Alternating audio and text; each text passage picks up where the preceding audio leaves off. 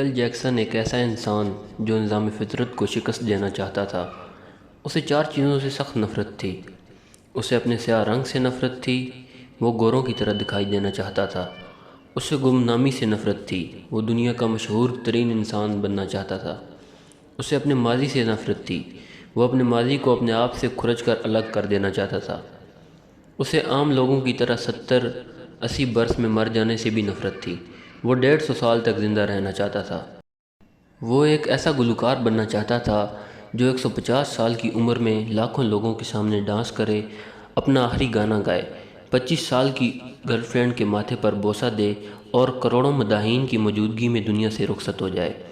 Michael Jackson کے آنے والی زندگی ان چار خواہشوں کی تکمیل میں بسر ہوئی۔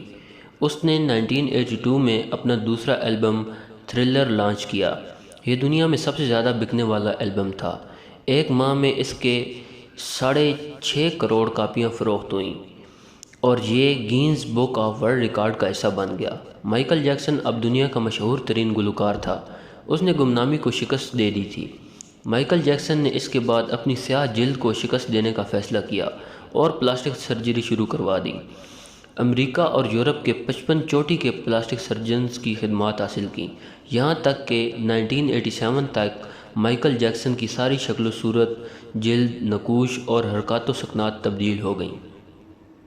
سیاہ فام مائیکل جیکسن کی جگہ گورا، چٹا اور نسوانی نقوش کا مالک ایک خوبصورت مائیکل جیکسن دنیا کے سامنے آ گیا۔ یوں اس نے اپنی سیاہ رنگت کو بھی شکست دے دی۔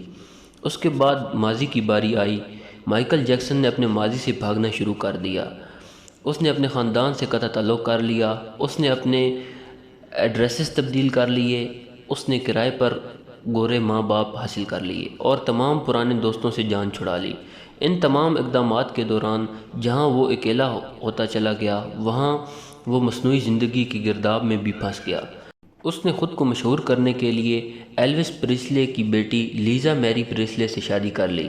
اس نے یورپ میں اپنے بڑے بڑے مجسمے بھی لگوا دیے اور اس نے مصنوعی طریقہ تولید کے ذریعے ایک نرس ڈیبی رو سے اپنا پہلا بیٹا پرنس مائیکل بھی پیدا کرا لیا۔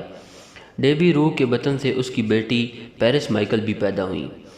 اس کی یہ کوشش بھی کامیاب ہو گئی۔ اس نے بڑی حد تک اپنے ماضی سے بھی جان چھڑا لی، لہٰذا اب اس کی آخری خواہش کی باری تھی۔ وہ 150 سال تک زندہ رہنا چاہتا تھا۔ مائیکل جیکسن طویل عمر پانے کے لیے دلچسپ حرکتیں کرتا تھا۔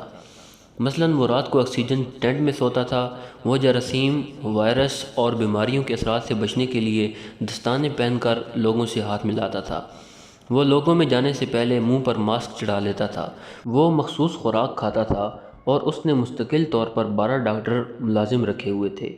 یہ ڈاکٹر روزانہ اس کے جسم کے ایک ایک حصے کا معائنہ کرتے تھے۔ اس کی خوراک کا روزانہ لیبارٹری ٹیسٹ بھی ہوتا تھا اور اس کا سٹاف اسے روزانہ ورزش بھی کراتا تھا۔ اس نے اپنے لیے فالتو پھیپھڑوں، گردوں، آنکھوں، دل اور جگر کا بندوبست بھی کر رکھا تھا۔ یہ وہ ڈونرز تھے جن کے تمام اخراجات مائیکل اٹھا رہا تھا اور ان ڈونرز نے بوقت ضرورت اپنے اعضاء اسے عطیہ کر دینا تھے، چنانچہ اسے یقین تھا کہ وہ 150 سال تک ضرور زندہ رہے گا۔ لیکن پھر 25 جون کی رات آئی، اسے سانس لینے میں دشواری پیش آئی۔ اس کے ڈاکٹرز نے ملک بھر کے سینئر ڈاکٹرز کو اس کی رہائش گاہ پر جمع کر لیا۔ یہ ڈاکٹر اسے موت سے بچانے کے لیے کوشش کرتے رہے لیکن ناکام ہوئے تو ہسپتال لے گئے۔ وہ شخص جس نے 150 سال کی منصوبہ بندی کر رکھی تھی، جو ننگے پاؤں زمین پر نہیں چلتا تھا، جو کسی سے ہاتھ ملانے سے پہلے دستانے چڑھا لیتا تھا، جس کے گھر میں روزانہ جراثیم کش ادویات چھڑکی جاتی تھیں اور جس نے 25 برس تک کوئی ایسی چیز نہیں کھائی تھی جس سے ڈاکٹر نے اسے منع کیا ہو، وہ شخص صرف 50 سال کی عمر میں اور صرف 30 منٹ میں انتقال کر گیا۔ وہ چٹکی کے دورانیے میں جسم سے پرواز کر گئی۔ مائیکل جیکسن کے انتقال کی خبر گوگل پر 10 منٹ میں 8 لاکھ لوگوں نے پڑھی۔ یہ گوگل کی تاریخ کا ریکارڈ تھا اور اس ہیوی ٹریفک کی وجہ سے گوگل کا سسٹم بیٹھ گیا اور کمپنی کو 25 منٹ تک اپنے صارفین سے معذرت کرنا پڑی۔